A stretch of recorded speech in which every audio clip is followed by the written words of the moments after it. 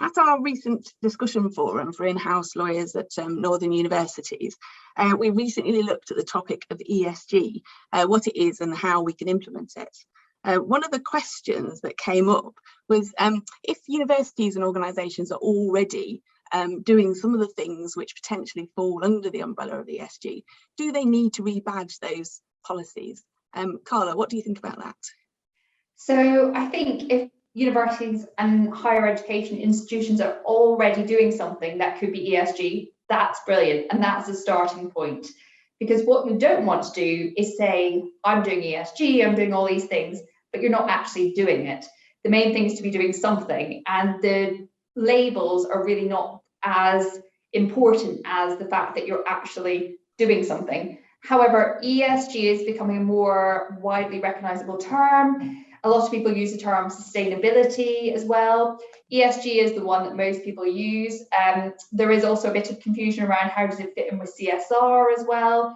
CSR is sort of it's not mutually exclusive, but it's sort of a forerunner to ESG in the sense that it's the stage we got to initially when we were thinking about how do we do something that is good for the community and impacts our community. So lots of people will probably be doing things that are badged as CSR, but that's often the charitable side of things. But that does also fit under ESG, but ESG is more that sort of fiber running through your entire organization, or as I sometimes like to call it, the DNA.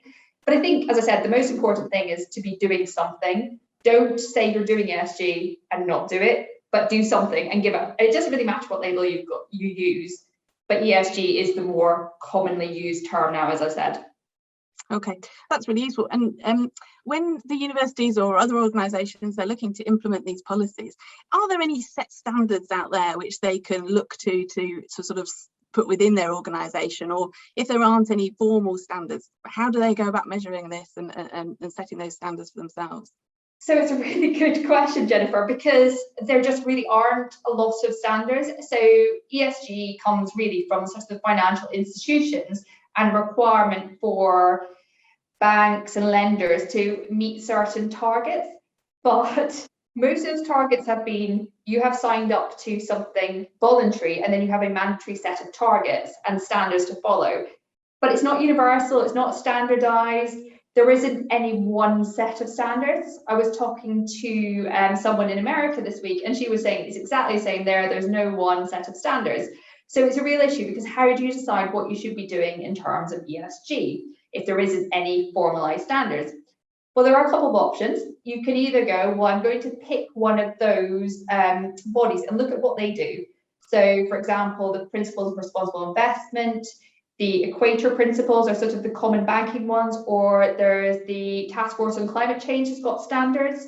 There's various EU standards you could look at and pick something that you think actually we could follow that. But all institutions are different and they operate in different ways, and all organizations are different. So something like a financial institution will have very different relevant metrics to a university. So it's looking at how do we find targets that are relevant for us. So look across your sector, look at what you're doing, work out what targets are realistic for you. For example, for carbon reduction, what could you do? Find out what your facilities team are currently doing. How can you better that? What's happening across the board in other universities? So I think it's taking that kind of holistic view and going, okay, what are the standards we can set?